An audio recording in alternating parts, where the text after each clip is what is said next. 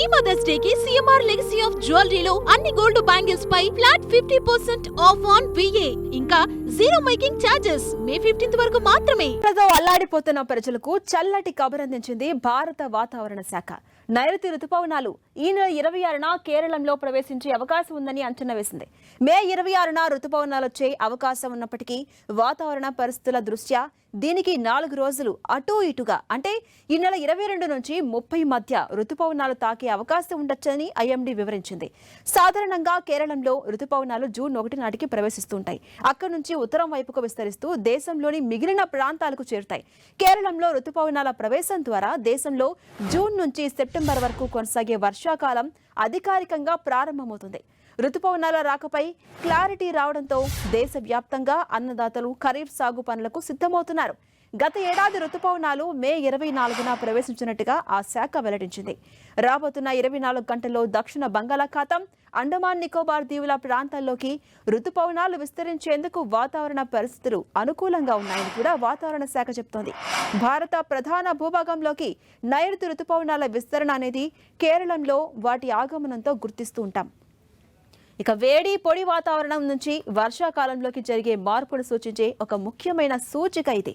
రుతుపవనాలు ఉత్తరం వైపుగా విస్తరిస్తున్న కొద్దీ ఆయా ప్రాంతాల్లో వేసవిలో ఉండే తీవ్రమైన ఉష్ణోగ్రతల నుంచి ఉపశమనం లభిస్తుంది అని ఐఎండీ చెప్తోంది.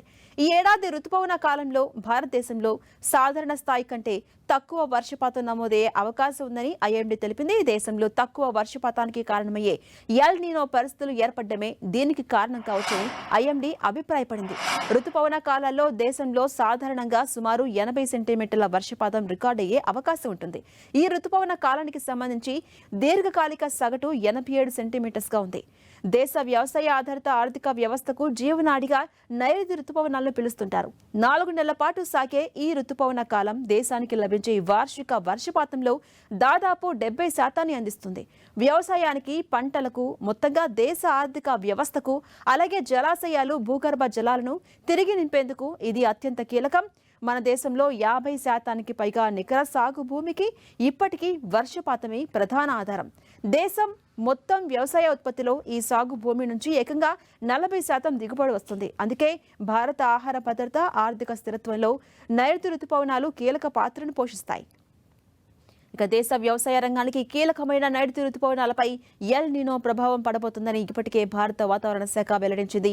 ఈ ఏడాది జూన్, సెప్టెంబర్లో నైరుతి రుతుపవనాల వర్షపాతం సాధారణం కంటే తక్కువగా ఉండే అవకాశం ఉందని చెప్తోంది. దేశవ్యాప్తంగా సగటు వర్షపాతం 92% మాత్రమే నమోదయ్యే అవకాశం ఉందని తెలిపింది వాతావరణ శాఖ.